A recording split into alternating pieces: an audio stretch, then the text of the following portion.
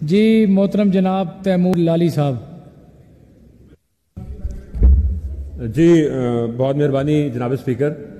Minister صاحب نے بات کی سر گندم پہ آج ڈیبیٹ ہے, میں اس پہ بات کرنا چاہوں گا. جی انصاری صاحب اور رویرا صاحب آپ پلیز تشریف رکھیں نا سر.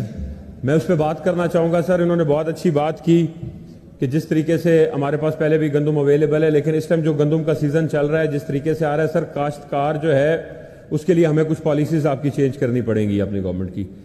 جس طریقے سے گندم کا حال ہو رہا ہے, کیونکہ لاسٹ ٹائم بھی یہی ریٹ تھا. جناب اسپیکر میرا خیال ہے آپ بھی ایک ذمہ دارہ بیک گراؤنڈ سے تعلق رکھتے ہیں. اس اسمبلی میں ہاؤس میں بیٹھے ہوئے تقریباً 65-70% لوگ جو ہیں وہ ذمہ دارہ بیک گراؤنڈ سے جو ہے تعلق رکھتے ہیں. پچھلے سال کی جو کھاد کی قیمت ہے, جو ڈیزل کی قیمت ہے, اگر اس کو کمپیئر کیا جائے اور گندم کے ریٹ کو کمپیئر کیا جائے تو تب بھی سیم ہے, اور اس سال میں کس حد تک کس پرسنٹ تک اس کا ریٹ بڑھ گیا, اور ہم نے وہ پچھلا ریٹ جو ہے وہ بنایا ہے. اگر اس میں بھی اگر گورنمنٹ جو ہے وہ گندم ٹھیک طریقے سے پرچیز نہیں کرے گی تو 6-8 مہینے کی جو کسان کی فصل ہے جس کے اوپر اس کا اگلے 6 مہینے کی جو اس کی فصل کے اخراجات ہیں وہ بھی اسی پہ منحصر کرتے ہیں. اس کا اپنا 6 مہینے کے جو گھریلو اخراجات ہیں وہ بھی اسی پہ منحصر کرتے ہیں.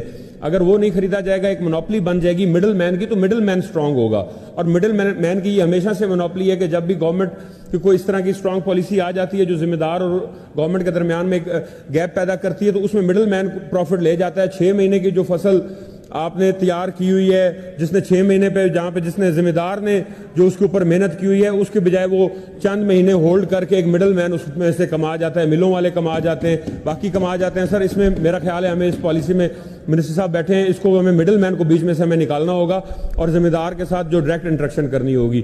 اسی طریقے کار سے جیسے کنو کا ہوا ہے سر, کنو کا آپ کا ایکسپورٹ بند ہوئی, آپ کو افغانستان کا بارڈر کھولنا چاہیے. کنو کی وہاں سے ہمارے پاس کچھ سیب یا کوئی چیز تھوڑے بہت پھل آتے تھے, ہم نے اس کے اوپر ٹیکس لگایا, انہوں نے کنو پہ ٹیکس لگا دیا. یہاں پہ کہیں سرگودا کے ہمارے ذمہ دار بھائی بیٹھے ہوں گے, اس کے ٹیکس لگانے کی وجہ سے ہماری چیزیں وہاں پہ زیادہ جاتی تھی.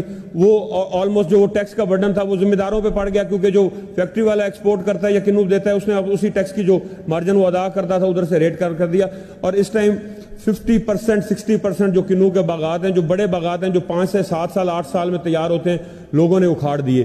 اب وہی کنڈیشن گندم کے ساتھ ہونے والی ہے. اگر گندم کاشت ہونا ختم ہوگی اور ذمہ داروں نے کوئی آلٹرنیٹ اس کا سلوشن ڈھونڈ لیا تو میرا خیال ہے کنو کھائے بغیر تو پھر بھی گزارا ہو چکتا ہے. سر روٹی کھائے بغیر ایک عام غریب ہے, امیر ہے, اس نے جو گندم کی ایک روٹی ہے وہ 2 وقت کی وہ ضرور کھانی ہے.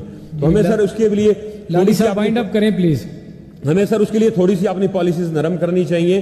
ہمیں گندم کو اگر ہم اس کا ریٹ نہیں بڑھا سکتے, کم از کم پچھلے سال کے جو گورنمنٹ کا جو ڈیزل کی جو کھاد کی ریٹیں, جو کھاد ہے وہ ہمیں یہاں پہ سر کسی طریقے کار سے بھی ہمیں جو کنٹرول ریٹ ہے, جو لسٹڈ ریٹ ہے گورنمنٹ کی طرف سے, وہ ہمیں نہیں ملا. کھادیں ہمیشہ سے جو ہے وہ بلیک کر کے ڈبل قیمتوں پہ خریدی جا رہی تھی, ڈیزل خریدا جا رہا تھا. اس کو کمپیریزن کرتے ہوئے اگر ہم گندم کا ریٹ بڑھا نہیں سکتے تو کم از کم یہ ہمیں ضرور انشور کرنا چاہیے کہ جو 3900 ہمارے گندم کا ریٹ ہے وہ تو کم از کم کسان کو جو ہے وہ 3900 ریٹ تو ملے سر. کم از کم کسان اپنا آگے آنے والی جو فصل ہے اس کو کاشت کر سکے, اپنے آنے والی جو فصل ہے اس کو کاشت کر سکے اور اپنے بچوں کو 2 وقت کی روٹی کھلا سکے.